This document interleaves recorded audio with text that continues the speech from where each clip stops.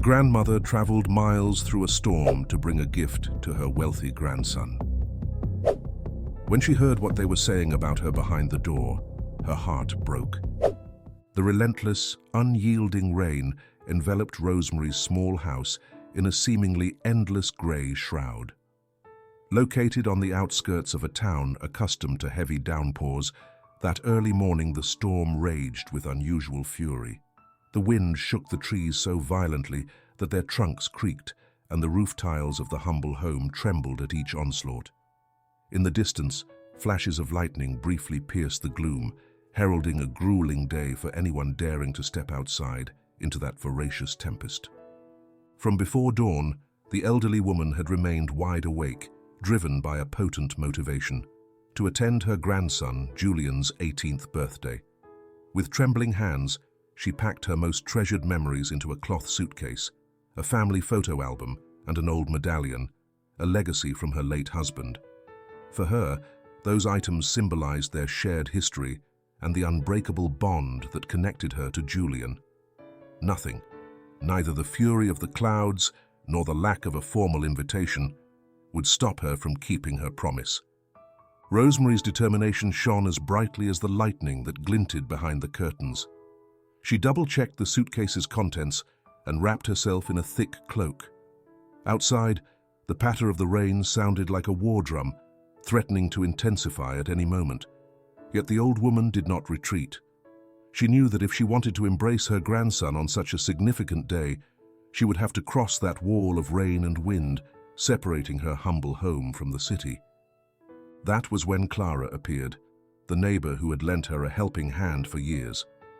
With worry etched on her face, she pleaded with Rosemary to postpone the trip. She reminded her of the times the nearby stream had overflowed, cutting off the town. Nevertheless, Rosemary refused.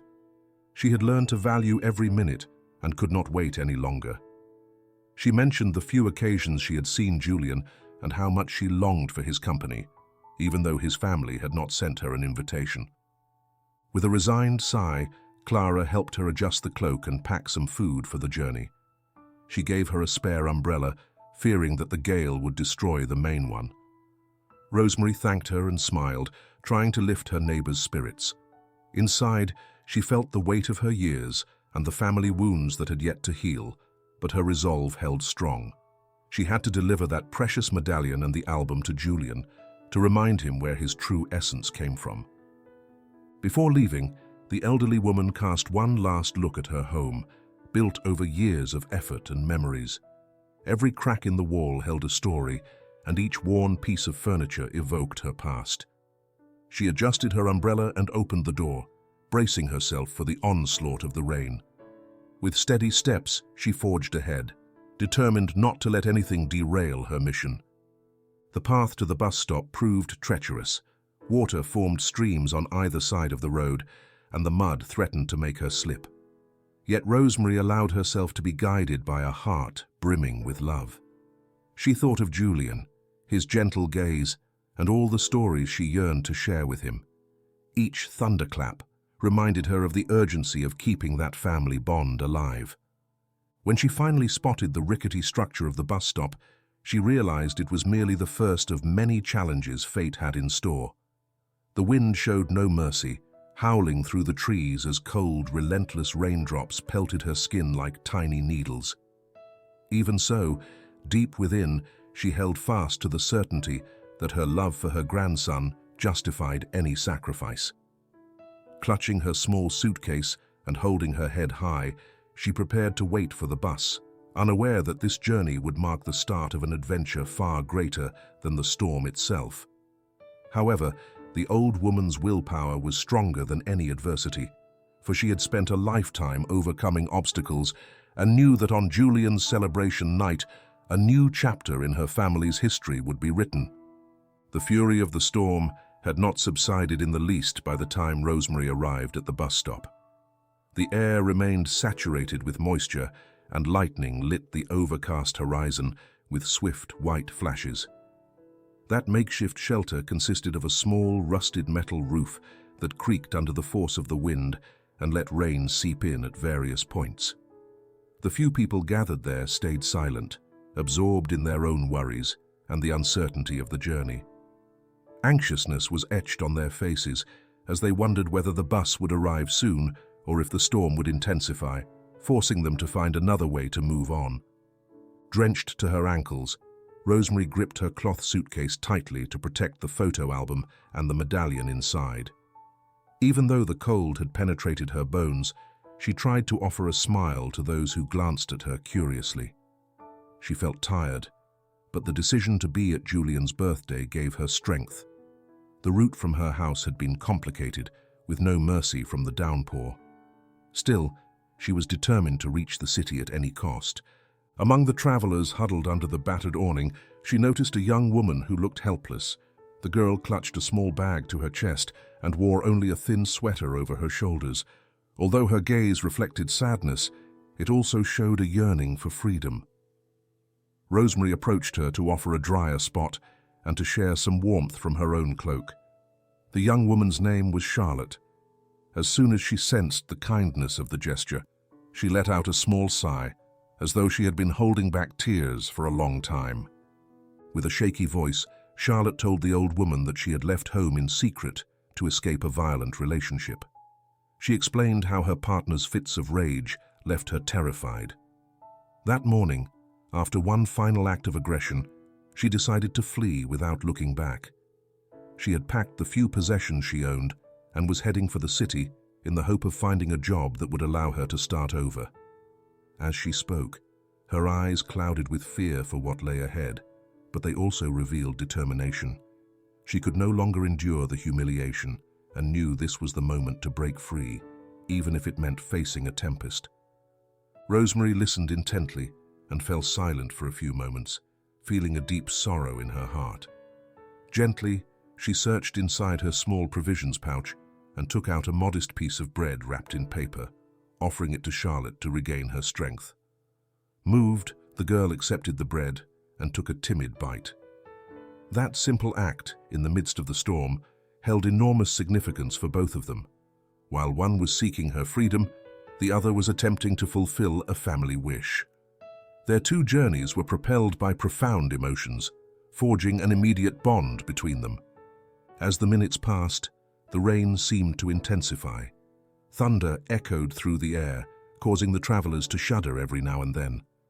Some whispered anxiously about whether the bus might not arrive or might get stuck on a flooded road. The muddy ground grew even more slippery, and the cold sharpened as the day progressed without a single ray of sun. Nonetheless, Rosemary clung to the certainty that had carried her there. No matter how daunting, she would find a way to be with Julian. And Charlotte, right beside her, sensed that fleeing her old world would be more attainable with this unexpected support. In hushed tones, the young woman confided that she had always dreamed of studying and having a stable job, away from beatings and humiliation. Her family lived in a different town, but she doubted they could help since few truly understood her situation or judged her harshly. The city, though unfamiliar and large, represented a chance for a fresh start. Rosemary looked at her kindly and spoke of her grandson's upcoming birthday celebration, describing how she wished to present him with her late husband's medallion. Her eyes lit up as she pictured Julian, a sensitive young man with whom she longed to share more stories and smiles. In that exchange, each woman found in the other the courage they needed to face what lay ahead. Two women of different generations, united by the desire to reach a goal. One was driven by love and family memories, the other by the need to escape a turbulent past and create a life worth living. The roar of thunder and the whisper of rain set the backdrop for that moment of confidences, as the drops continued falling relentlessly on the rickety metal roof. It was then that they finally saw the headlights of a bus pushing forward through the puddles. Despite not knowing what awaited them, both Rosemary and Charlotte felt a surge of relief. They collected their belongings and got ready to board. Their eyes exchanged a look of solidarity, silently sharing a single hope: that this journey would grant them both a chance to pen a new chapter in their lives, far from violence and loneliness, but close to the hope and affection they so yearned for. The bus rattled steadily as it forged ahead, battling the puddles and the mud covering the road. The sound of the rain beating on the roof blended with the restless murmur of the passengers, all eager to escape the storm's clutches. The driver, brow furrowed, leaned toward the drenched windshield, straining to make out the route through the unceasing curtain of rain. Rosemary peered out the fogged window, taking in the flooded fields, trees bowed by the wind, and in the distance, mounds of earth and rocks that threatened to slide at any moment. Tension saturated the air, yet she held her suitcase close, resolute in her mission to arrive on time for Julian's birthday. Seated beside her, Charlotte shivered slightly, despite draping a thick sweater over her shoulders. Her hands clutched the small bag containing all her worldly goods, and she occasionally threw anxious glances at the driver, as though waiting for some indication that they were nearing safer ground. Thunder rumbled mercilessly, and each jolt of the vehicle caused the passengers to flinch. The road had become a maze of deep puddles, where the bus edged around each obstacle with every slow turn of its tires. Suddenly, a dull roar shook the atmosphere. As if the very earth were groaning, a landslide of mud and rocks completely obstructed the road just a short distance ahead. A cloud of dust and leaves rose, merging with the relentless rainfall. The driver slammed on the brakes, bringing the vehicle to an abrupt halt. A tense hush descended inside, broken only by the ceaseless drumming of raindrops against the windshield. Rosemary felt her stomach tighten. The route she so yearned to complete now appeared blocked. The storm, capricious and fierce, complicated each passing moment of her journey. "We can't go on," announced the driver with a frustrated expression. "I'm afraid the engine will get stuck if we try to cross that mud. We'd risk tipping over." His words confirmed what everyone had feared. The passengers began to get up from their seats, pushing suitcases and bags. Some, overwhelmed by discouragement, looked visibly distressed at the prospect of being stranded in the middle of nowhere. Others started arguing about what they should do, searching for solutions beyond their control. Rosemary and Charlotte exchanged uneasy glances, aware that their journey had taken an unexpected turn. When the driver asked them to step off the bus, they understood there was no other choice. The landslide completely blocked the road. Mud and rocks formed a barrier that stretched across several meters. Beneath the rain, the passengers helped one another unload their belongings, covering themselves as best they could with bent umbrellas and soaked cloaks. Clutching Charlotte's hand tightly, Rosemary felt her shoes sink deeper into the mire with every step. Despite the adversity, her spirit did not waver. She had weathered worse storms in her long life and knew that solidarity could amplify hope. Thunder rumbled in the distance, a reminder that the storm was far from over. A small group clustered around the driver, who was trying to assess the extent of the landslide. Amid the conversations, someone mentioned a rural inn which, according to a local resident, was located a few kilometers away. With the bus unable to continue, walking there became an option. The passengers shared their opinions. Some preferred to wait for rescue machinery that would eventually clear the path. Others, however, doubted that help would arrive quickly, given the severity of the storm. It was an older farmer with silvery hair who indicated the approximate direction of the inn. He mentioned that, though a humble place, it might offer a roof and a hot meal. Rosemary did not think twice. Even as the rain seeped under her skirt's hem and chilled her to the bone, she felt that trudging on foot was better than facing the uncertainty of the blocked road.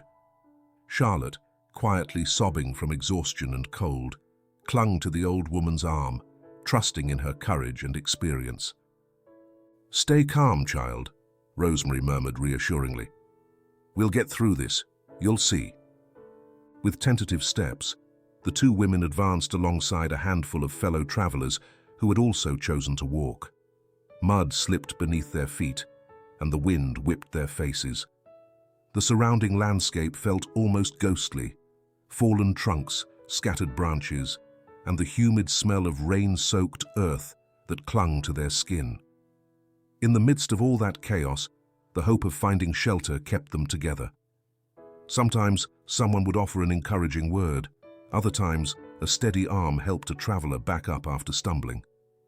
After what felt like an endless stretch, The outline of a small building loomed through the rain's curtain.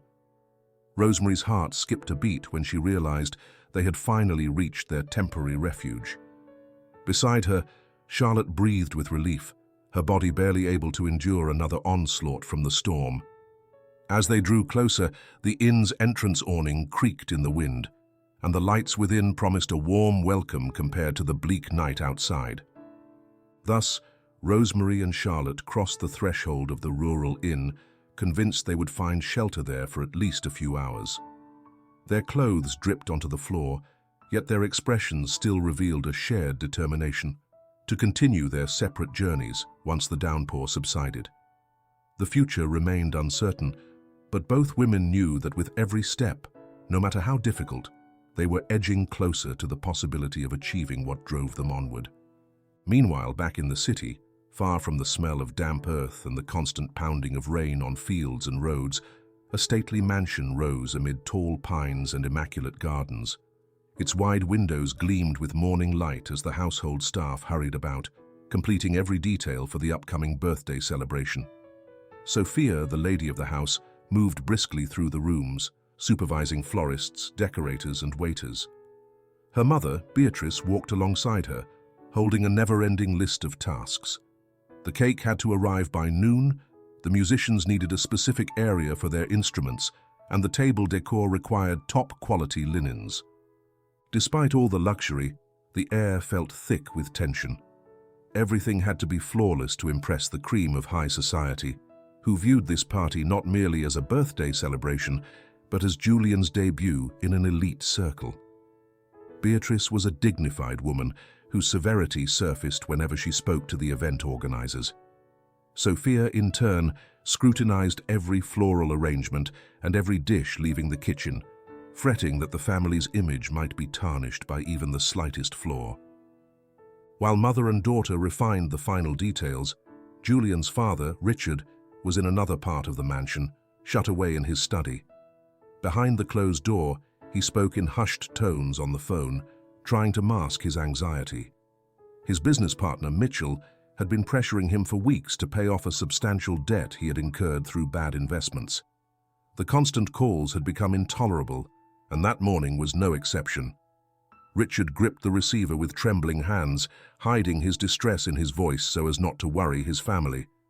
Still, each of Mitchell's words sounded like an impending threat that could erupt during the party.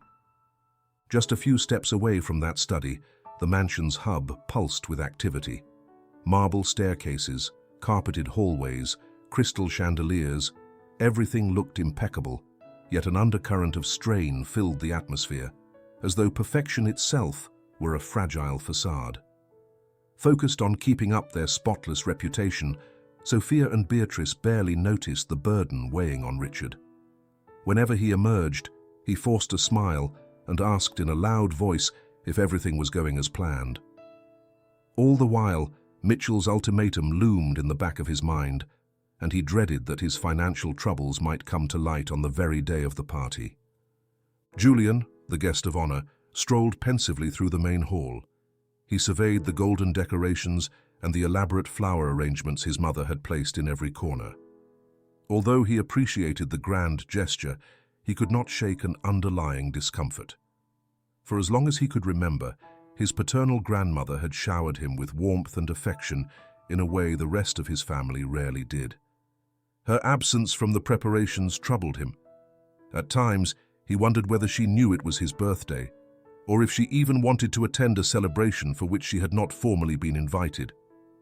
Upstairs, Julian's older sister, Camille, was holed up in her bedroom, her phone pressed to her ear.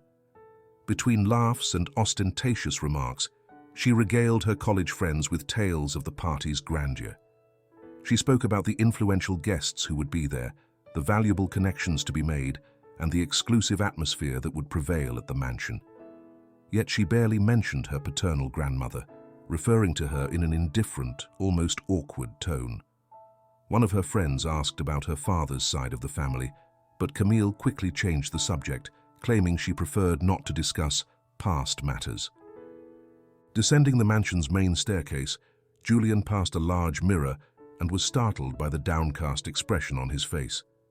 The unceasing drumming of the rain against the upstairs windows reminded him of his grandmother, who lived in a rural town beset by frequent torrential downpours. He thought of her and of the letters he had received long ago, full of modest stories and motherly advice. Though he had never told anyone, deep in his heart, he longed for her to arrive, bearing a gift that would surely carry meaningful sentiment.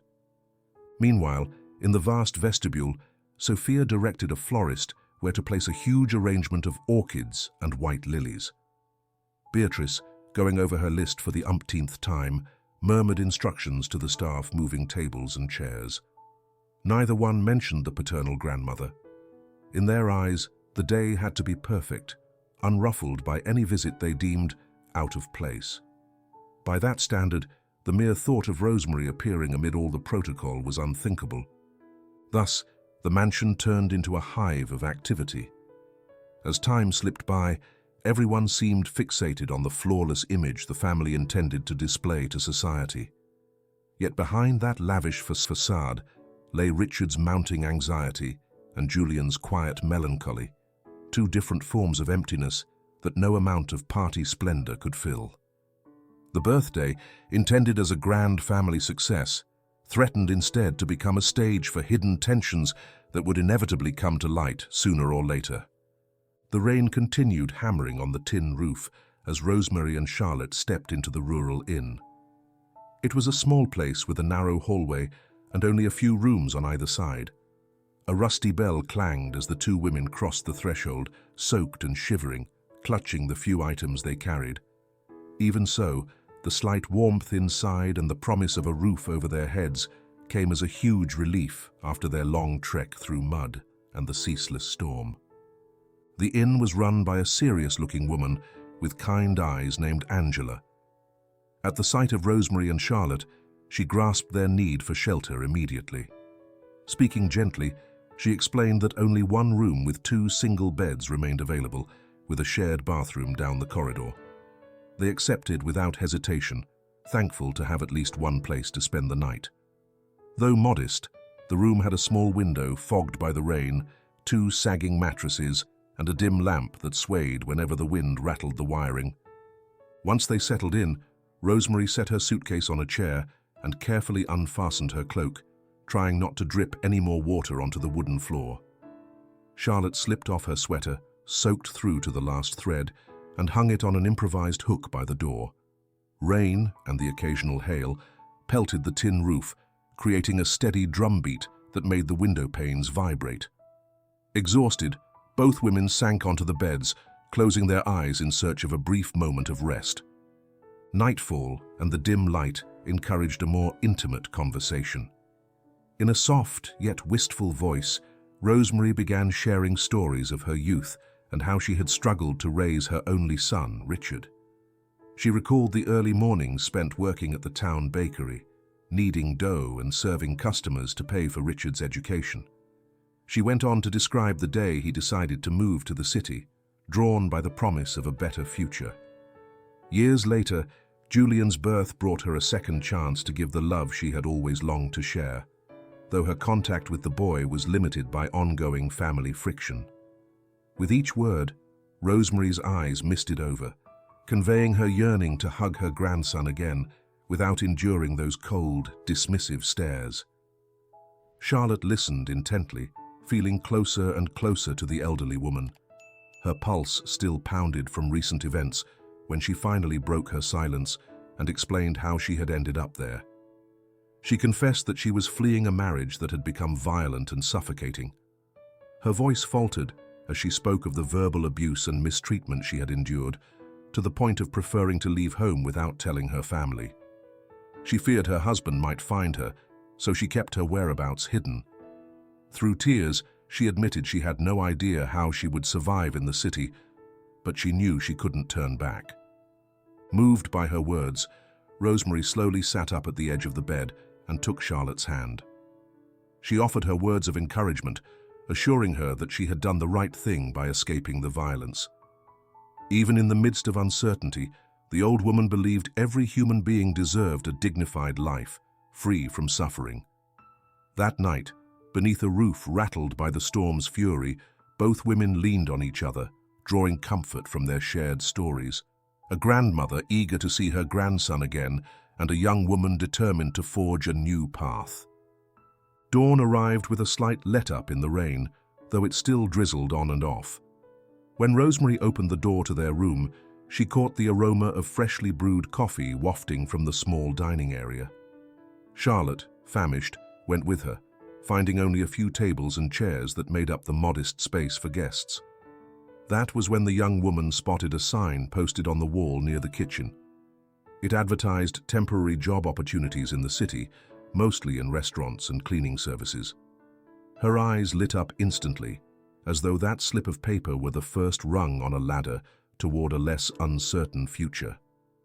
Spurred on by this spark of hope, Charlotte confided in Rosemary that she would set out immediately to contact the person listed, hoping to secure a position. She explained that she didn't want to lose a single day, fearing someone else might claim the available jobs. Although the old woman was concerned about Charlotte venturing out alone in the steady rain, she understood that such determination could be life-changing. With a blend of excitement and sadness, she said goodbye with an embrace, wishing her the best of luck. Charlotte, carrying her bag, left the inn in haste, leaving Rosemary behind in the small dining room, recalling the previous night's conversation. The young woman's departure made the grandmother reflect on how unpredictable fate could be. Sometimes, it offered unexpected escapes to those daring enough to face it. With a sigh, she paid for the room and got ready to continue on her journey. She knew her goal was still far away, yet every step brought her closer to Julian and the chance to mend the bonds that time and distance had gradually frayed. At the mansion, time seemed to pass at an entirely different pace. While Rosemary pushed on through rain and obstacles, the refined residence buzzed with days of frantic activity. The corridors echoed with the bustle of staff adjusting the decor, as sunlight filtered through the wide windows, bathing the air in a soft warmth. Outside, the gardens remained pristine and gleaming despite recent downpours, thanks to a skilled team of gardeners trimming the grass and pruning shrubs with the precision demanded by a high society event. In the main drawing room, Sophia and her mother, Beatrice, meticulously reviewed an extensive guest list. The names of politicians, business magnates, and prominent figures from their social circle stood out. Sophia held a gold ink pen, crossing off each confirmation as Beatrice checked her planner, all the while maintaining her lofty bearing. Even so, on more than one occasion, she glanced up with a troubled expression, as though anticipating bad news at any moment. That blend of nerves and pride surfaced in her words whenever she released an impatient sigh, muttering that she wanted no unpleasant surprises on the day of the party. Helena, the housekeeper, went about her daily duties without attracting attention. Her small figure glided quietly through halls and rooms, ensuring everything remained in order. In doing so, she happened to overhear part of a conversation between Sophia and Beatrice. The lady of the house's comments clearly conveyed her disdain for Julian's paternal relatives, and especially for Rosemary. Hearing this, Helena felt a tightness in her chest, knowing how deeply Julian cared for his grandmother. She paused for a moment behind a slightly open door, reflecting on the unfairness of discarding the old woman so casually. But she chose to remain silent and carry on with her work. Discretion was vital to her position. Meanwhile, upstairs in his study, Richard spent hours shut away, trapped in a whirlwind of worries. A messy stack of papers blanketed his desk, and the telephone seemed to ring non-stop. Each call from Mitchell, his partner and creditor, was a fresh reminder of the debt threatening to ruin him. A knot of anxiety twisted in Richard's stomach whenever he heard that urgent voice on the other end of the line, demanding immediate payment or threatening legal action. Though he tried to maintain composure, his hand shook as he held the receiver. In the hush of the study, broken only by the ticking of an old clock, he racked his brain for ways to clear that astronomical sum before a public scandal broke out during the party. The home's opulence contrasted with the fragility of its family harmony. Like many guests, Beatrice and Sophia were unaware of the severity of Richard's financial troubles. To them, this grand birthday celebration represented a chance to reinforce their social status, impress their peers, and officially present Julian as a young man worthy of elite circles. The place overflowed with exotic flowers, lace tablecloths, and fine china, as though elegance alone could hide any stain lurking behind the facade. Julian, on the other hand, wandered the house in an increasingly somber mood. He had tried, unsuccessfully, to discuss the possibility of inviting Rosemary with his parents. However, each time he brought it up, Sophia looked at him in disapproval, retorting that she wanted no awkwardness at such a select event. Julian couldn't understand why they were so cold toward his grandmother, someone who had always shown him genuine affection. Barely past 18, he sensed there had to be more at play. Some deep-seated resentment his family wouldn't speak of, which they used to unfairly keep the old woman at a distance. Helena, noticing Julian's sadness, wished she could step in on his behalf. He had grown into a kind-hearted young man, quite different from the calculating nature of his mother and maternal grandmother. With each fleeting glance she exchanged with him, Helena could see his unease, his longing for real contact with his father's side of the family. She watched him pass through the main gallery, gazing at old paintings without finding solace, or sit before the grand piano without daring to play. Her heart went out to him, but she also admired that flicker of tenderness he preserved, despite the shallow atmosphere he lived in. That day, Richard received yet another phone call from Mitchell. This time, the tone was more aggressive than ever.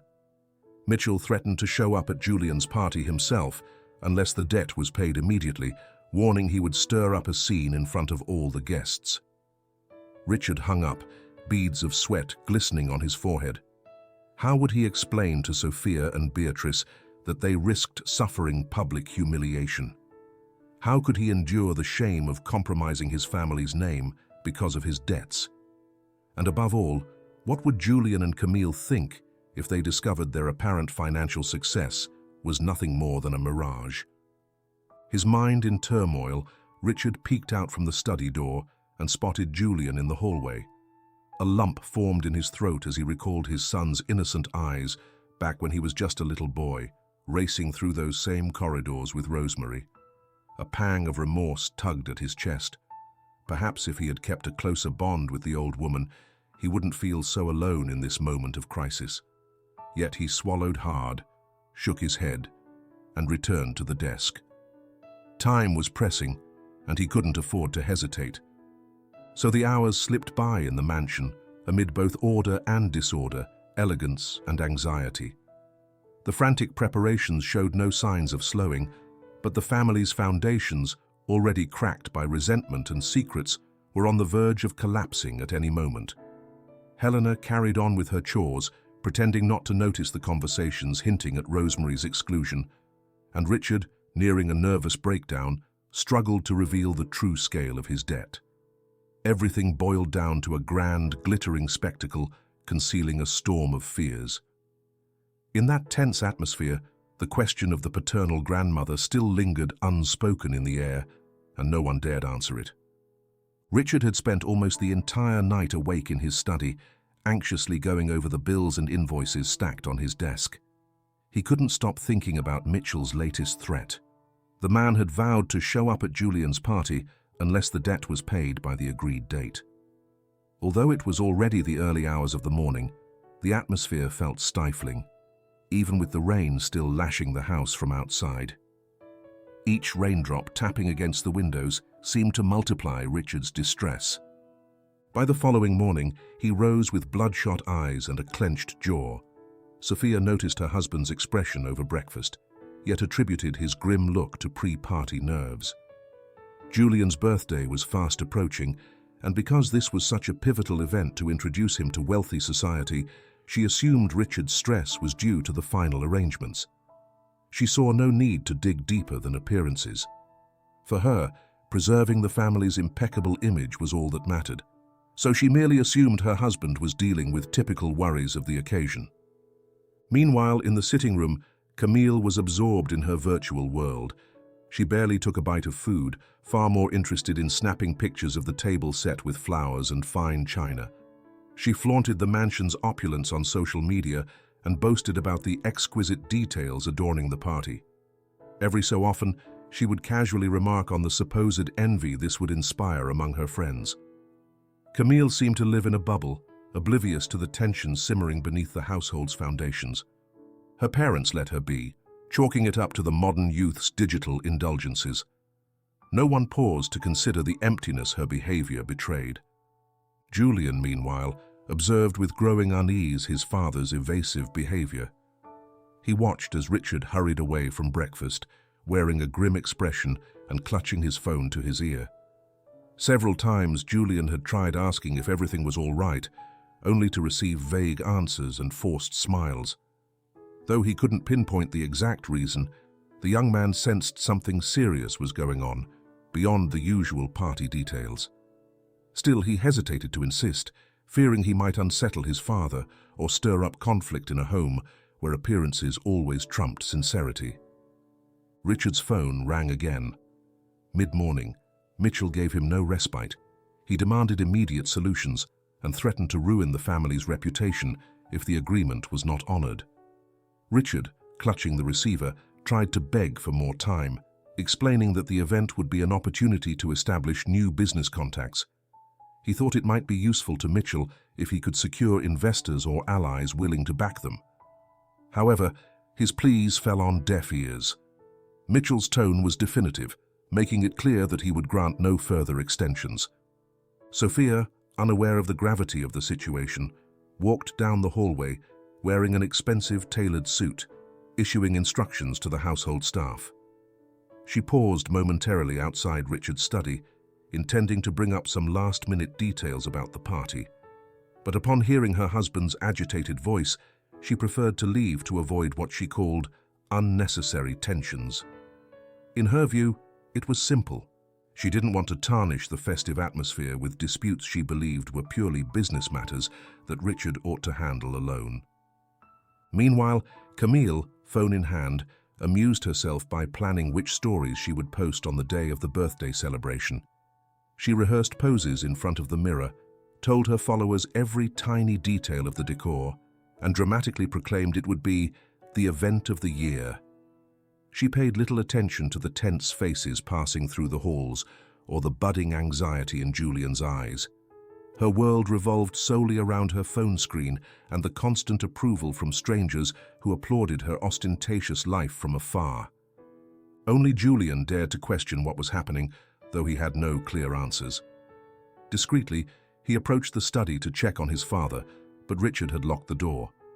On the other side, Julian could hear a muffled, distressed voice, impossible to decipher.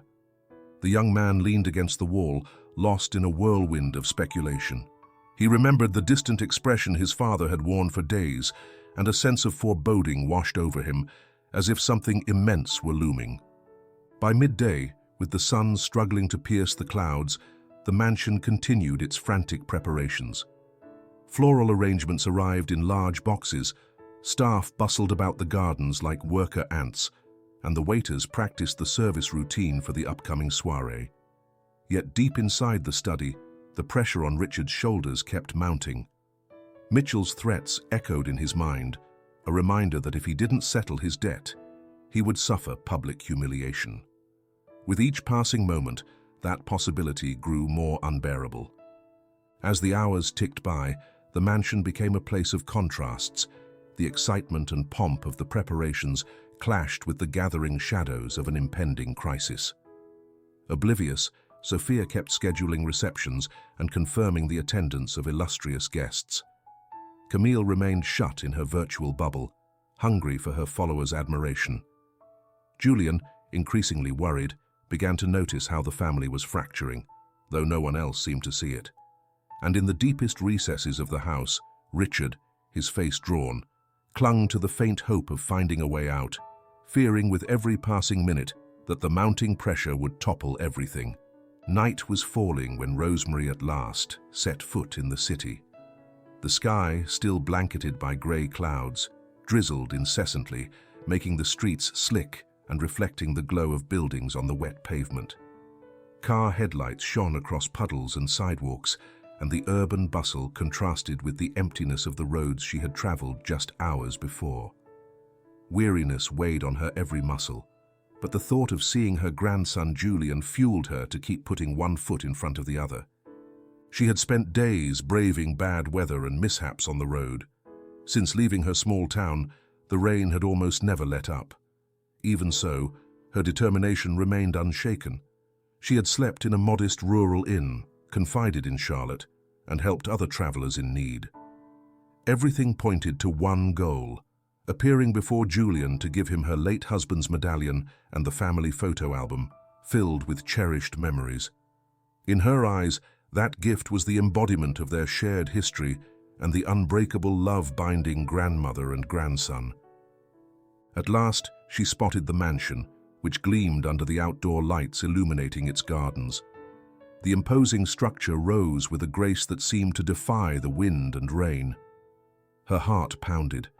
She wondered if Julian was inside, perhaps going over party details, or if he was resting in some quiet room. A sweet wistfulness swept over her as she pictured the little boy who used to run free in the fields when she visited all those years ago. With her sodden cloak clinging to her body and her shoes caked with mud, Rosemary walked unsteadily through the mansion's iron gate. She could feel the rain seeping into her bones, but she pressed on. She looked at the large lit windows and imagined the household busily making final arrangements for Julian's coming-of-age celebration. Uncertain whether she would be welcomed, she summoned her courage and gently knocked on the service door, the one that staff commonly used, and which she herself had gone through only a few times before. At first, she thought no one had heard her, for the downpour drowned out all sounds. She was about to knock again when she heard voices inside. She recognized one as Beatrice, Julian's maternal grandmother, and the other as Sophia, her own daughter-in-law. Both seemed upset, arguing about the last details of the big party, repeating over and over that they didn't want any complications or strange people showing up. Rosemary strained to listen, dreading she might have picked the worst possible moment to arrive. Suddenly, Sophia said loudly that she hoped no rustic surprise would dare knock and spoil the evening with its presence. Beatrice nodded in agreement, remarking that the family name couldn't be dragged into scandals with humble origins. But what hurt the old woman most was hearing Sophia mock the idea that someone like Rosemary might try to slip into the party, declaring they wouldn't even open the door if she showed up. Rosemary's heart lurched, and she clasped her hands over her mouth to stifle a gasp. Until that moment, she had clung to the hope that her daughter-in-law and Beatrice would at least let her in, however coldly, out of respect for Julian. But hearing those explicit words of contempt, that mocking tone and merciless rejection made her chest tighten. She felt breathless and had to steady herself against the wall, afraid she might fall. Her suitcase, laden with the photo album and medallion, suddenly felt heavier than ever. A painful knot formed in her throat. In that moment, she realized how unwelcome she was at a celebration that should, in principle, be hers too. Her beloved grandson's birthday. Tears blurred her vision, mingling with the raindrops pelting her face. She had traveled miles in a storm, risking every step, only to hear those words that turned her away without a second thought.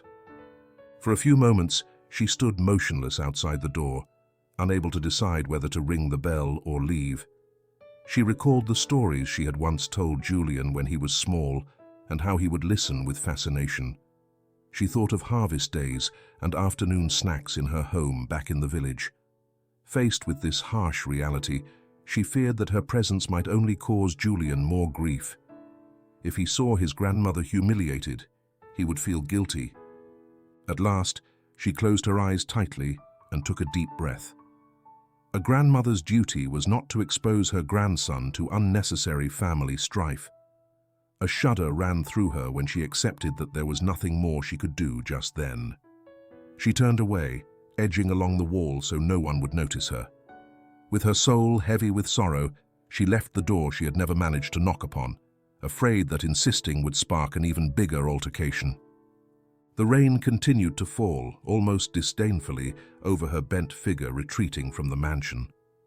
Each raindrop reminded her of the hardship she had endured. Glancing back at the glowing house, she thought of Julian, of how much she had wanted to see him and hug him, to whisper words of affection and hand him that medallion tying him to his roots.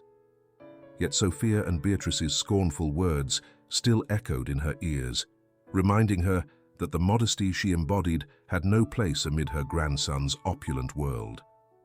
She moved away with tear-filled eyes, not daring to look up at the lights shining on the porch.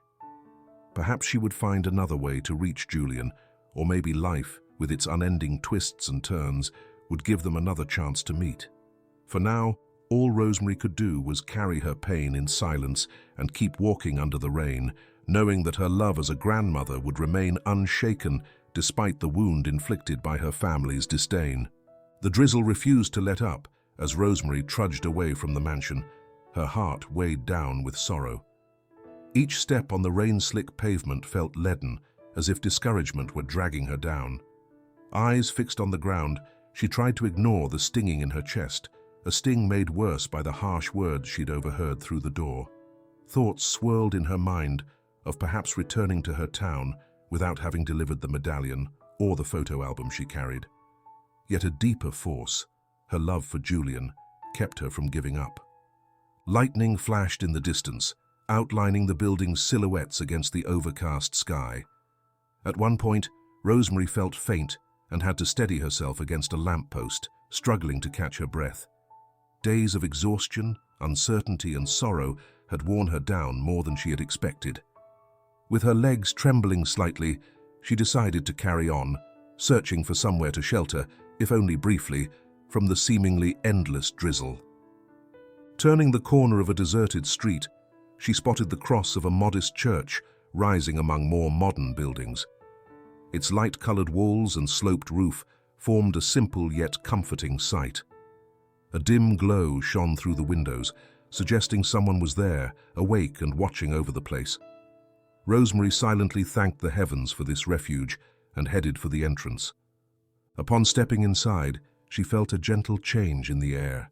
The warmth softened the chill, and the hushed silence offered more comfort than the pounding rain outside. Taking cautious steps down the main aisle, she took in the wooden pews and the plain altar. A faint aroma of melted wax surrounded her, easing her mind. Her body felt numb, and her head spun. She dropped into a nearby pew, letting her small suitcase fall to the floor beside her. It wasn't long before a man in a dark cassock, his expression both kind and concerned, approached to ask if she was all right. He was Father Andrew, the parish priest. Seeing the state she was in, her soaked clothing, her pallid face, the sorrow in her gaze, he hurried to help. In calm, gentle words, he encouraged her to shake off the water from her cloak and get more comfortable so she could warm up. He fetched a worn but clean blanket and asked a parish volunteer to heat some water for tea. With the first sip of steaming tea, Rosemary felt her throat relax. She thanked Father Andrew in a trembling voice, teetering on the edge of tears under the weight of her fatigue and heartbreak. Still, she managed to keep her composure, aware that this was not the time or place to break down completely. The priest, sensing the distress in her eyes, took a seat next to her and invited her to speak whenever she felt ready. Just then, the sound of the church door echoed again. Turning her head, Rosemary recognized Charlotte, the young woman she'd met at the bus stop. Bag slung over her shoulder, face taut with worry, she hurried over the moment she spotted the older woman. Without a word, she gave Rosemary a warm, understanding hug. Charlotte looked exhausted, but her eyes shone with compassion. Charlotte explained that she'd tried renting a room in the city, but she didn't have enough money, so she came here, knowing many churches provide temporary shelter to anyone in need. Realizing that Rosemary was also there, she immediately guessed things hadn't gone well. Nevertheless, she refrained from asking questions right away, waiting until the old woman felt ready to speak. Father Andrew led them to an adjacent room with a few cots and blankets, meant for those facing hard times. As he showed them the way, he said they could stay as long as they needed. Though modest, the church did its best to extend a helping hand to anyone in need.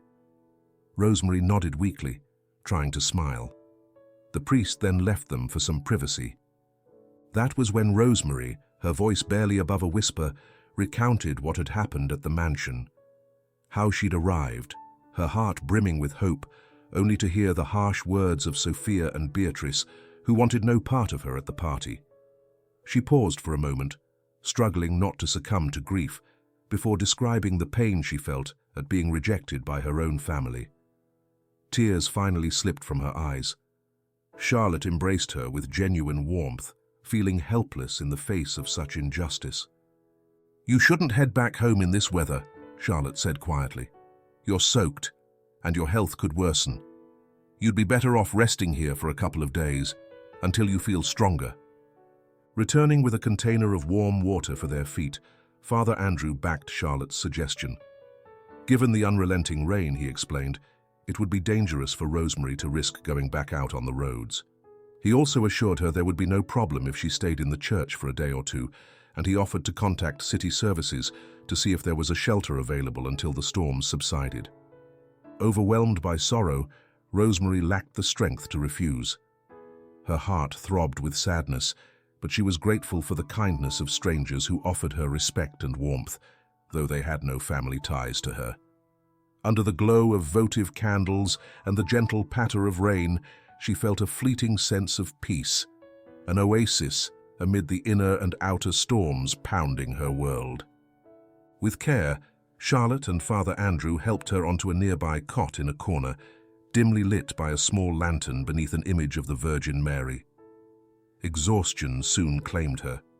Wrapped in a faded but clean blanket, she closed her eyes and gave in to a restless sleep.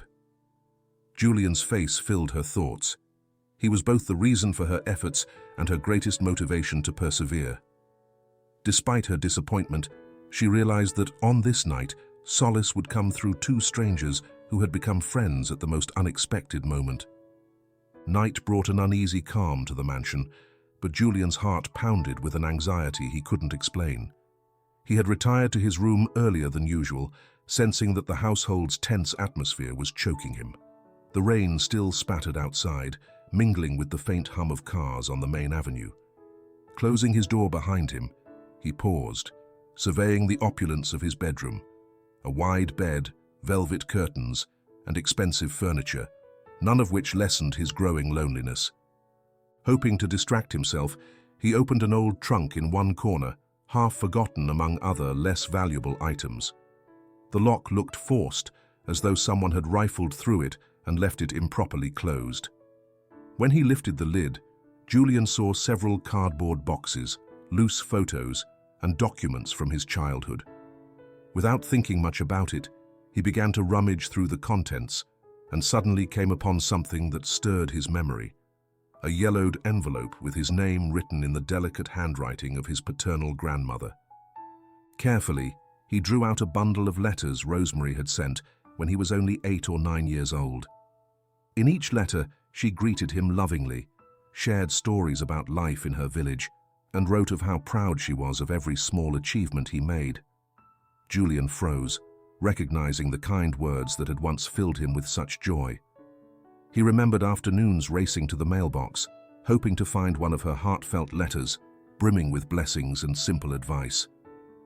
Living now amid so much wealth and protocol, he had nearly forgotten that genuine bond with his grandmother.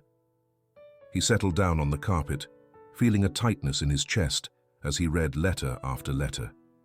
Each paragraph brought back Rosemary's warm voice, telling him about spring in the countryside or the unique taste of freshly baked bread. A lump formed in his throat at the distance that had grown between them in recent years. Nothing in the mansion's pristine atmosphere resembled the warmth his grandmother described in those letters. It was then he realized how sorely he missed her simple, sincere affection. A creak at the door shattered his thoughts. Helena, the housekeeper, entered quietly. Seeing him on the floor with papers scattered around, her face clouded with concern, and she closed the door behind her. At first, She seemed unsure whether to speak, but the sorrow she read on Julian's face emboldened her. Approaching cautiously, she knelt down and picked up one of the letters he held, recognizing Rosemary's handwriting. With a sigh, Helena summoned the courage to reveal what she had witnessed hours earlier. She told him that Rosemary had come to the mansion that very afternoon, knocking softly at the door.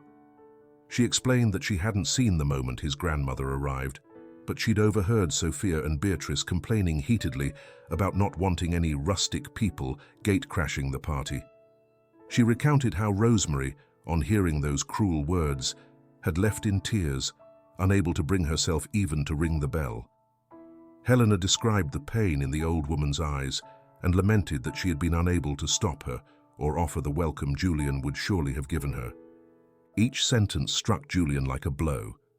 First came disbelief, then a suppressed fury, and finally a profound sadness.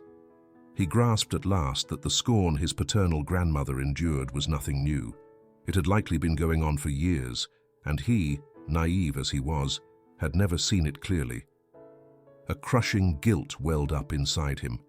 He had stayed out of it, never once raising his voice for the woman who embodied his roots, the same woman who had always been there for him.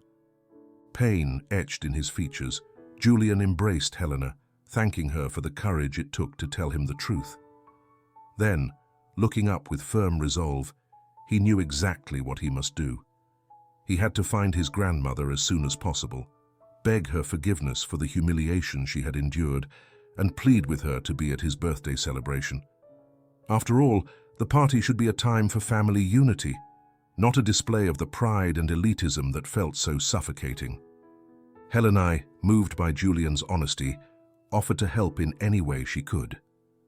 Tears welling in his eyes, Julian gathered up the letters and stored them carefully, as though they were priceless treasures. Then, without another word, he headed for the door, determined to grab the car keys and leave that very night to find Rosemary, no matter if his parents tried to stop him. He strode down the dimly lit hallway, his heart burning with the desire to make amends for how his grandmother had been wronged. Helena followed, fully aware of the risk in defying Sophia and Beatrice, but also convinced that her loyalty to Julian and fairness toward Rosemary far outweighed any social protocols. As they made their way down the corridor, Julian's mind filled with the warm image of his grandmother's kind face and the heartfelt letters she had once written him. He longed to hug her and tell her that no one could ever take away her right to be by his side on such a momentous day.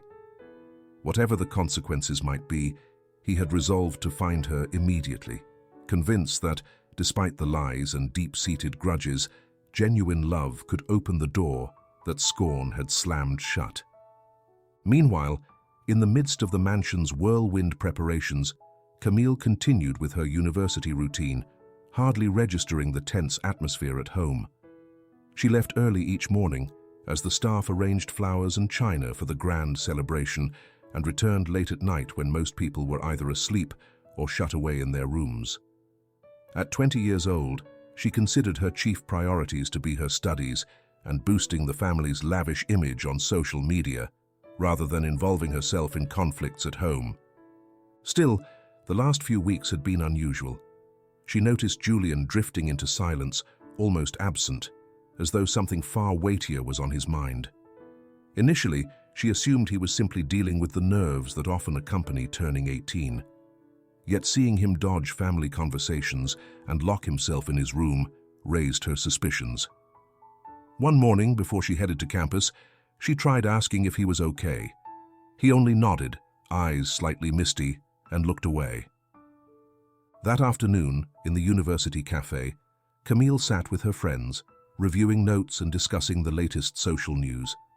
She boasted about the upcoming mansion party, stressing the luxurious touches her family had arranged, lavish floral decor, live music, and a chance to mingle with influential city figures.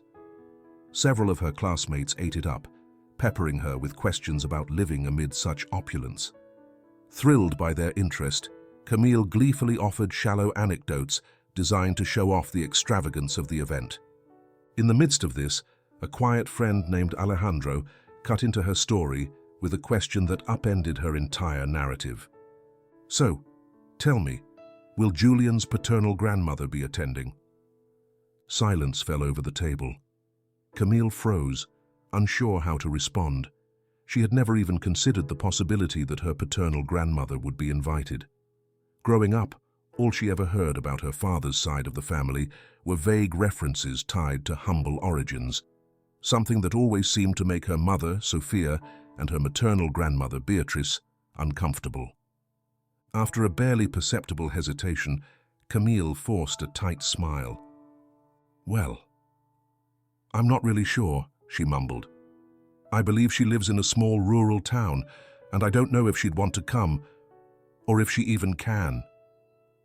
Alejandro eyed her searchingly, clearly unsatisfied with such an ambiguous reply. Something about his gaze left her uneasy, as if he were silently judging her for ignoring crucial details of her own family story. Her other friends quickly steered the conversation back to party outfits and potential surprises. Even so, Alejandro's question lingered in Camille's mind. She had never felt compelled to consider her father's family history. To her, the mansion's wealth and comforts were reality. Any other social background was something she preferred to dismiss. But a seed of doubt had now taken root. Why did no one ever mention her grandmother? Was her father's modest background that irrelevant or embarrassing? Arriving home later that night, Camille saw Julian in the main hall, carrying some folders. His eyes looked tired, but held a glimmer of unfamiliar resolve. She thought of stopping him to ask what was going on, but he merely greeted her with a curt nod and continued on his way. From the living room, Sophia waved Camille over, pointedly giving Julian the cold shoulder as he headed off without a word. A pang of unease gripped Camille. Something was very wrong beneath the mansion's well-manicured facade of perfection. That same night, scrolling through social media and fielding countless messages from friends intrigued by the party, Camille recalled the scrutiny she'd felt back at the cafe. With a weary sigh, she found herself questioning whether all the social prestige she had craved was truly worth ignoring her own roots. Maybe her paternal grandmother wasn't as rustic as her mother claimed. Perhaps there was a deeper story behind that rejection. Yet it seemed daunting, rebelling against her family's ingrained attitude that status and presentation mattered above all else. Torn by these thoughts, she went to bed, unable to find restful sleep. She envisioned the party, recalled her friends' probing questions, pictured a grandmother she had never seen at any important family events, and then remembered Julian's troubled expression, how distant he seemed. Over the hours, it dawned on her that she needed answers, even if that meant challenging her mother's and grandmother's long-held views. For the first time, Camille realized that family loyalty and love aren't determined by wealth, but by one's capacity for dignity and affection. And so, she stood at a crossroads she'd never considered. Would she continue upholding the family's flashy but empty facade, or dare to explore the side of her family that everyone had tried to keep hidden? It was close to 10 o'clock at night when Julian, heart pounding and resolve burning, strode out through the mansion's imposing front doors.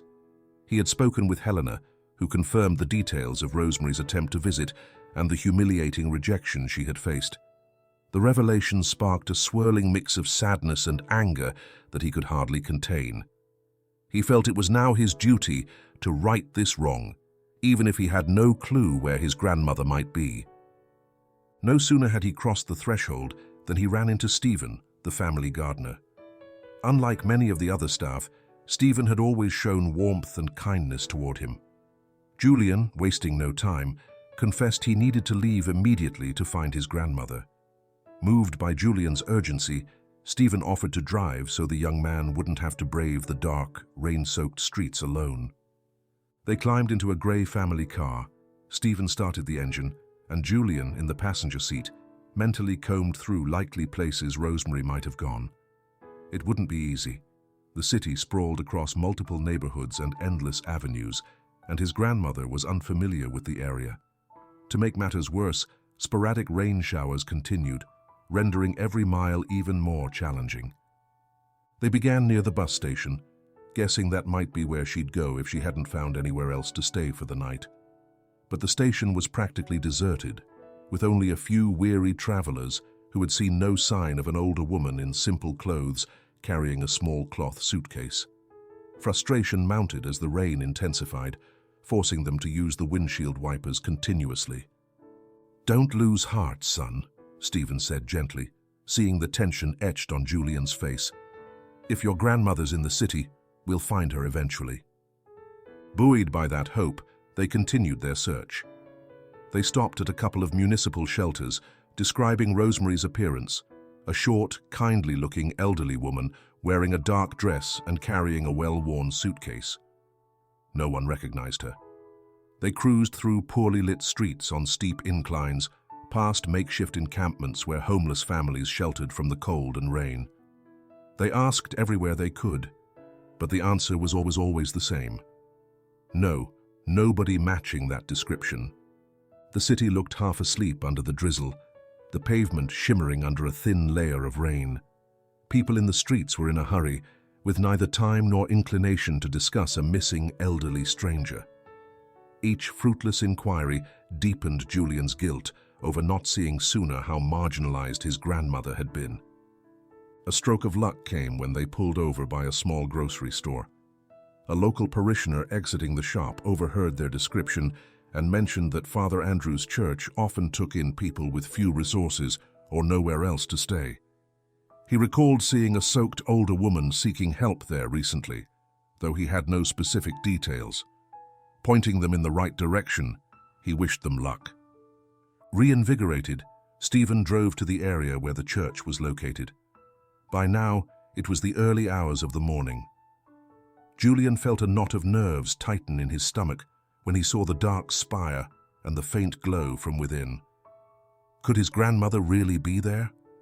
If so, this might be his chance to mend the hurt his parents had caused. They parked in front of the church. Julian leapt out, shielding his head from the drizzle with his arm. The door stood slightly ajar, and a soft smell of wax and incense wafted out. On entering, he saw Charlotte, who recognized him immediately. The resemblance to Rosemary was unmistakable. "Are you the lady's grandson?" she asked, sounding surprised. "Yes," he answered anxiously. "I need to see her. Please, tell me she's okay." Charlotte nodded, relief showing in her gentle smile. She explained that after a difficult day, Rosemary had managed to rest in a small room at the back of the church, where Father Andrew insisted she stay through the rainy night. Without another word, Julian headed straight there.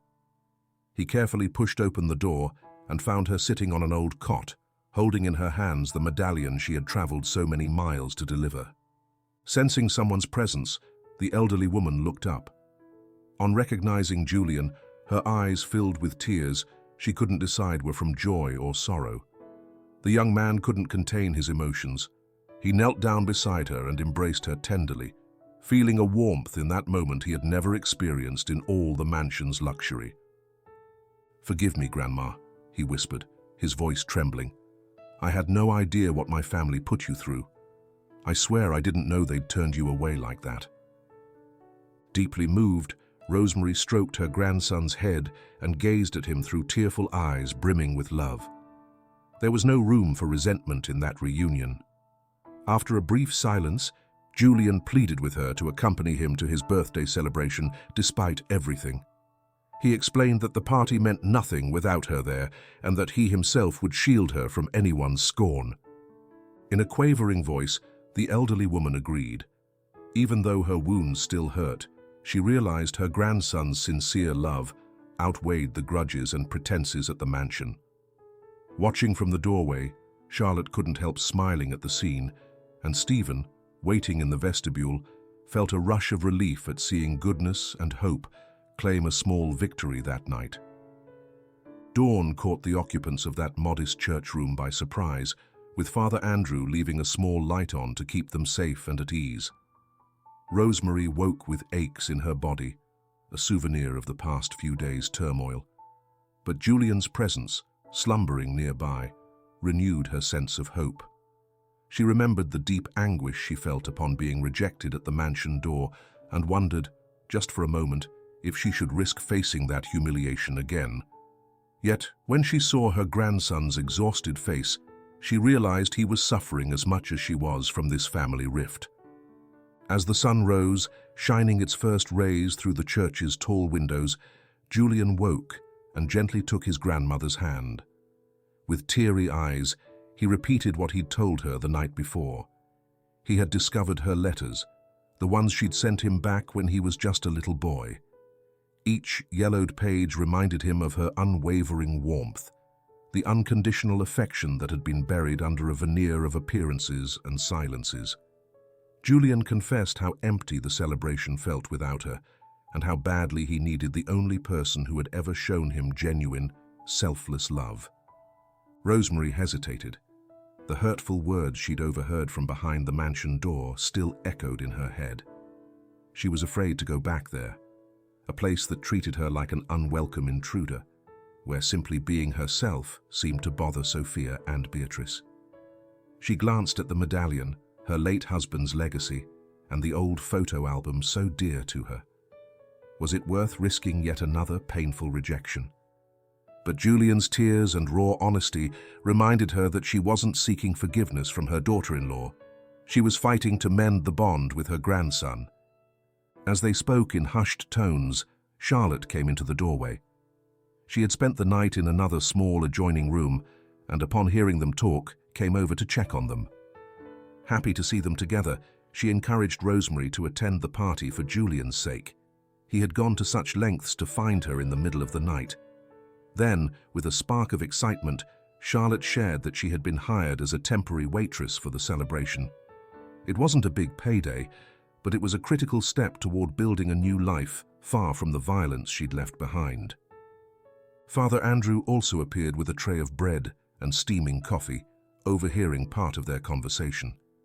Discreetly, he took a seat beside them, his eyes filled with compassion.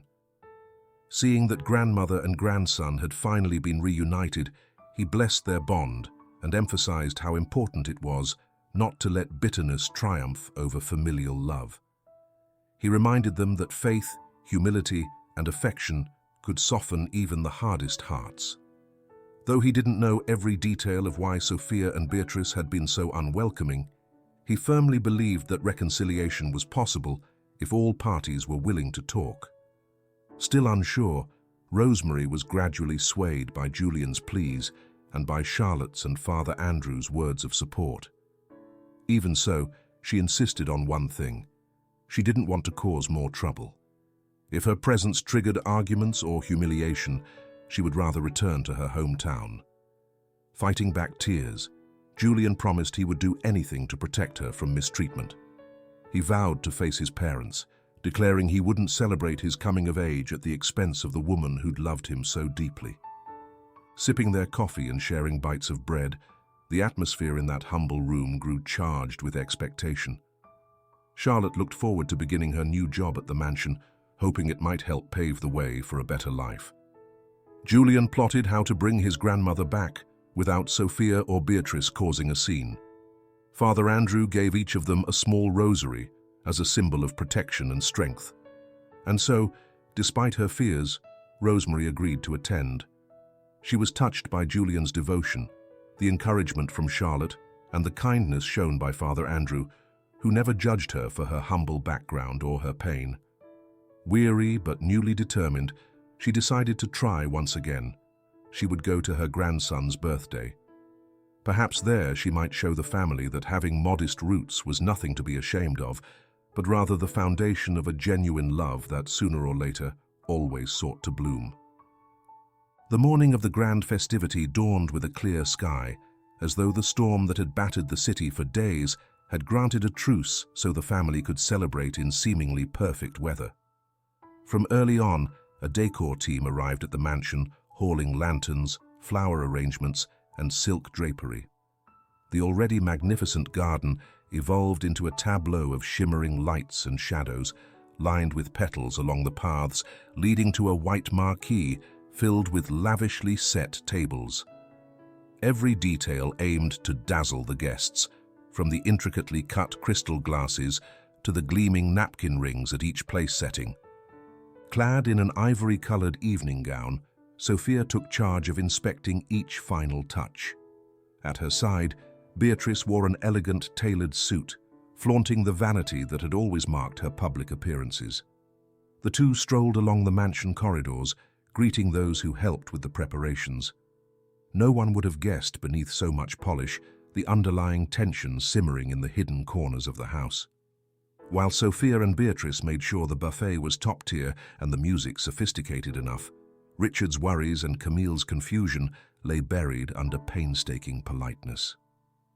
At the appointed hour, the guests began to arrive. Designer suits, ostentatious jewelry, curious stares, and idle chatter about business or fashion filled the large rooms. A string quartet played gentle melodies, heightening the elegant atmosphere set by the clinking of glasses and murmured compliments. Camille, sitting with a group of college friends, snapped photos for social media to showcase the party's opulence. Yet from time to time, her eyes wandered, trying to figure out why Julian hadn't appeared to greet the guests. In contrast, Richard hovered on the sidelines, stealing anxious glances at the door and repeatedly checking his watch. He knew that Mitchell, his creditor and business partner, had threatened to show up if the money wasn't produced before the party. Each time someone appeared who seemed stern or unfamiliar, a chill crept down his spine. Beneath his impeccable tuxedo, he perspired the dread of a looming scandal. In his inside pocket, he clutched documents and IOUs that might pacify Mitchell if everything went south. Night descended in all its splendor, and music, laughter, and polite banter mingled in the air, until everyone's attention suddenly shifted to the mansion's main entrance. There stood Julian, dressed in a dark suit, looking solemn yet resolute, leading Rosemary by the arm. She walked with a steady gait, barely daring to lift her eyes against so many curious stares. Lantern light and the party's finery contrasted starkly with her modest outfit, one that carried a dignity far greater than any ornament. At once, a wave of hushed whispers swept through the crowd. Those aware of the family's history were astonished to see Julian's paternal grandmother, so rarely mentioned and absent from past events that most never even noticed. For Sophia and Beatrice, however, the sight of Rosemary was like a bucket of cold water. Beatrice, in particular, frowned severely, regarding the old woman as if she were an intruder. Sophia, more measured, immediately tried to intervene by signaling a server to approach. In an urgent tone, she instructed him to persuade Rosemary to move to a more secluded area. But Julian stood in the way. "No, Mom," he said firmly. "My grandmother is here to celebrate with me, and she's not going to hide." A ripple of tension swept the room, quieting the music and trivial chatter for an instant. Several guests politely pretended to look away, but others couldn't help watching in amazement as the scene played out. Clearly uneasy, Rosemary squeezed Julian's arm, dreading a larger commotion. Still, the young man held his ground, refusing to let his grandmother endure yet another humiliation. The exact moment arrived when Mitchell, Richard's business associate, made his entrance at the center of the gathering. Wearing a sour expression and a determined look, he marched up to Richard and cornered him in front of several onlookers. His words dripped with resentment as he demanded the payment Richard had promised, threatening otherwise to reveal the details of the debt to any influential businessman in attendance. A tense hush fell over the area as Richard, pale, swallowed hard, and stammered a feeble explanation. Tension gripped every corner of the hall. Some guests turned, curious or incredulous, unsure how to react to such a confrontation. Beatrice seized the moment's confusion to cast a furious look at Rosemary, inwardly blaming her for diverting the party's social spotlight onto private family matters that should have stayed hidden. Sophia, meanwhile, wrestled with the idea of keeping her composure so that the celebration could go on, though the perfect moment she had so desired was now clouded by events beyond her control. Meanwhile, Julian kept a firm hold on his grandmother's hand, ready to face any consequence in his determination to acknowledge her as part of his life. The air bristled with tension, and the exchange of looks lasted mere seconds that felt like an eternity. No one knew how this two-pronged conflict would end. Richard's financial disgrace, interwoven with the rejection of Rosemary, was poised to explode at any second. Thus, in the midst of what was meant to be a majestic celebration, the specters of arrogance, debt, and family rancor emerged, threatening to ruin what should have been Julian's grand night. The outburst was inevitable. In that majestic, elaborately decorated ballroom, murmurs of anticipation rippled through the crowd as Mitchell cornered Richard in front of curious onlookers, demanding the unpaid debt.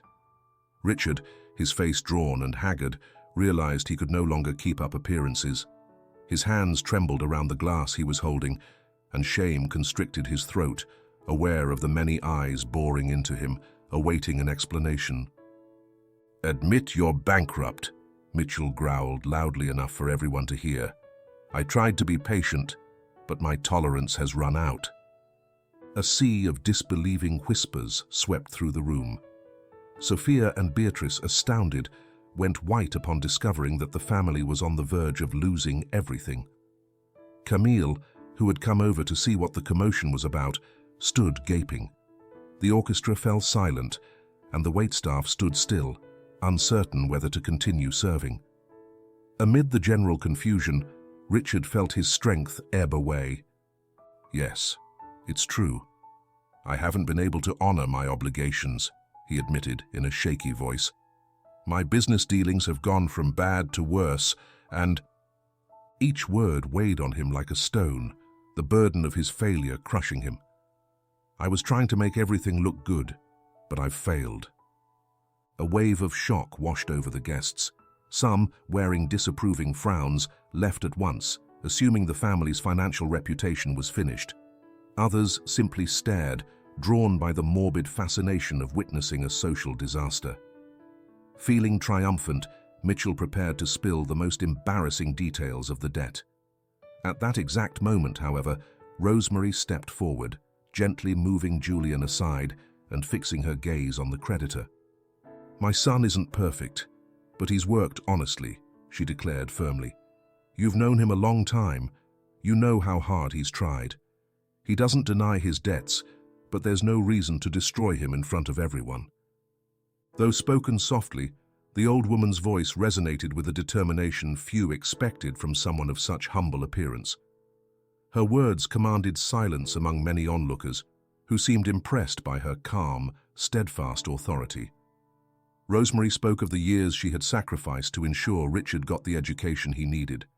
She showed no shame in mentioning her simple roots, emphasizing that dignity has nothing to do with one's amassed wealth, but rather the integrity of one's heart. Taken aback by her intervention, Mitchell faltered momentarily. He looked at the elderly woman, aware that she had captured everyone's attention. Disapproval toward him was growing, and he realized that if he kept pushing to humiliate the family in front of so many, he would be branded a ruthless opportunist. Bristling at the thought, he finally agreed to renegotiate a more reasonable payment plan, though without backing down entirely on his demands. Relief washed over Richard's face, and some of the tension began to dissipate. Right then, Sophia collapsed into a chair, overwhelmed by the magnitude of what she'd just learned. The flawless image she had guarded for so long now crumbled like sand, slipping through her fingers. Beatrice, flustered, had no idea how to respond. For years, she had tried to protect the family's reputation. Now she saw that neither her efforts nor her biases could preserve the lofty status they held so dear. Camille, her cheeks burning, moved closer to Rosemary. Fighting back tears, she choked out a barely audible apology. She admitted that in her eagerness to shine before high society, she had turned her back on her paternal grandmother without a second thought. Taking Rosemary's hand in hers, Camille promised not to ignore her roots again, nor to perpetuate the elitist environment that had caused them all so much pain. By that point, the party, already tarnished, thinned out, as the more frivolous guests who wouldn't tolerate witnessing a financial scandal hastily took their leave. Those who remained were mostly people with genuine affection for the family, along with staff members like Charlotte and Stephen, the gardener, spectators of the true essence that had been lost amid all the luxuries and pretensions. In a more secluded room, Julian led his grandmother away to complete the gesture she had been determined to make, handing over the medallion and the family photo album. As she opened its pages, the photographs revealed a younger Richard, harvest days back in the village, and treasured moments that had drifted out of memory. Julian realized that within these worn objects lay the true worth of his birthday, their shared history, blood ties that endured, and the timeless bond of those who love each other against all odds. Sweating and visibly shaken, Richard approached his mother. He begged her forgiveness for the years of distance, for allowing resentment and prejudice to overshadow his gratitude. Rosemary embraced him in silence, reminding him there would always be a place for him in her heart. Sophia, in a trembling voice, admitted she had been wrong to believe that status was everything. She acknowledged her error in casting Rosemary as a source of shame that in reality existed only in her own insecurities. Camille, trembling, joined them, clasping the hands of both her brother and her grandmother with obvious emotion. Rosemary finally smiled with relief, seeing the faint glow of unity she had not felt in a long time. Though financial worries still loomed, love had built a bridge between them. They raised an improvised toast, juice instead of champagne, and celebrated a new phase where respect and honesty might prevail. Thus, Rosemary's storm-swept journey had gained a deeper purpose. She had not merely come to deliver a simple medallion, but to awaken dormant feelings, bring her family together, and pave the way for a fresh start. In the end, they all understood that true worth isn't measured by luxuries, but by the ability to stand together in the face of adversity. Sometimes, the miles that keep people apart can't be measured in geography, but rather in the silence and pride nestled in their hearts.